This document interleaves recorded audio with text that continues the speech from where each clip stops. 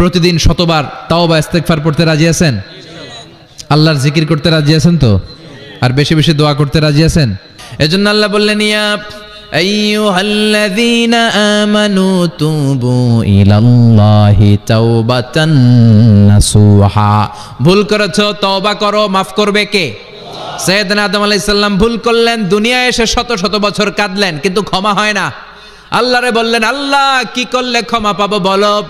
ফাতালাক্কা আদামু মির রাব্বিহি কালিমাতিন ফাতাবা আলাইহি। আল্লাহ বললেন, ও আদম, তোমারে কিছু কালেমা শিখায় দেই, এই কালেমাগুলো দিয়ে আমার কাছে দোয়া করো, ক্ষমা করে দেব।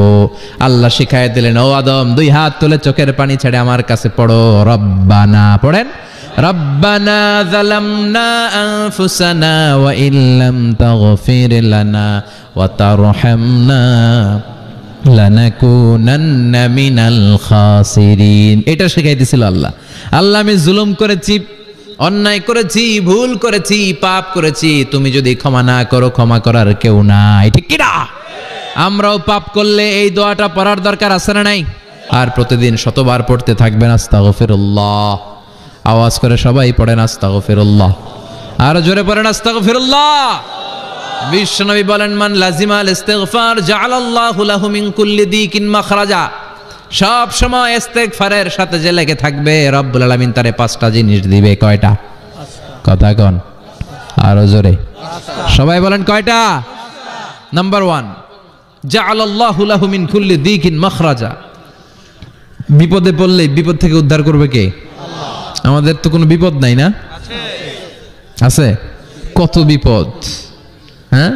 রাস্তাঘাটে দুর্ঘটনা হতে পারে, যে কোনো সময় ভূমিকম্পে পড়তে পারি, বজ্রপাত পড়তে পারে না, ঠেড়া পয়রা মানুষ নাই, আছে না নাই? এই বিপদ আপদ থেকে আপনারা রক্ষা করবে কে? যদি আপনি ইস্তেগফারের সাথে আঠার মতো লেগে থাকেন। কিসের সাথে?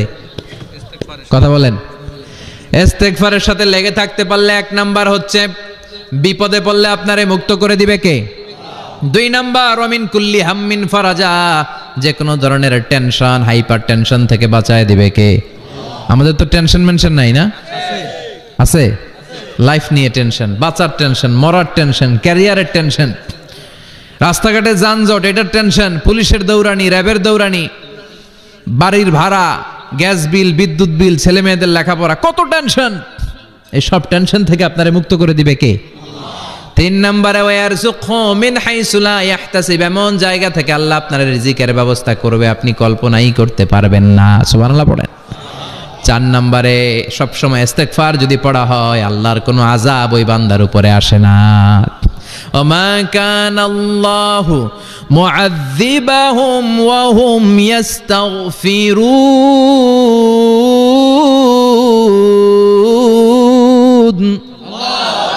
যতক্ষণ আমার বান্দা আমার কাছে ইস্তেগফার পড়তে থাকে, আমার কোনো আযাব বান্দারে পাবে না। যতক্ষণ ইস্তেগফার পড়বেন, আল্লাহর কোনো আযাব আপনার উপর আসবে না। 4টা গেল। 5 নাম্বার, বারবার ইস্তেগফার পড়লে রফিক ভাই আল্লাহ আপনারে মুস্তাজাবুদ দাওয়া বানিয়ে দিবে। দোয়া করা মাত্র কবুল করে নিবে কে? আল্লাহ। মুস্তাজাবুদ দাওয়া বুঝেন তো? মানে যিনি হাত তুলতে দেরি, কবুল হতে দেরি হয় না। বারবার বারবার ইস্তেগফার পড়ে দেখেন যে আপনার দোয়া কেমনে কবুল হয়। বিশ্বাস হয়? সবসময় ইস্তেগফার পড়লে আপনার দোয়াগুলোর এইভাবে কবুল করে নিবে কে? আল্লাহ। এই 5টা জিনিস পাবেন সবসময় যদি ইস্তেগফারের সাথে লেগে থাকেন। রাজি আছেন তো? এজন্য বিশ্বনবী সব সময় নামাজে সালাম ফিরানোর পরে পড়তেন আস্তাগফিরুল্লাহ। কি পড়তেন? আস্তাগফিরুল্লাহ।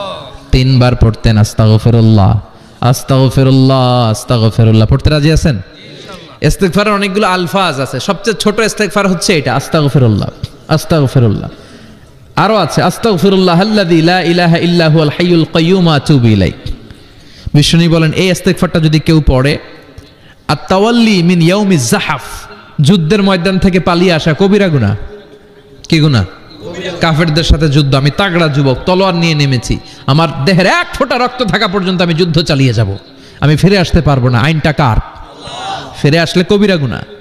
বিশ্বনবী বলেন, যুদ্ধের ময়দান থেকে ফিরে এসেছে এরকম কবিরা গুনাহ অবলম্বনকারীও যদি আস্তাগফিরুল্লাহাল্লাযী লা ইলাহা ইল্লা হুয়াল হাইয়ুল কাইয়্যুম ওয়া আতুবু ইলাইহি পড়ে, ওই কবিরা গুনাহকারীকেও ক্ষমা করে দিবে কে? পড়তে রাজি আছেন তো? আবার সাইয়েদনা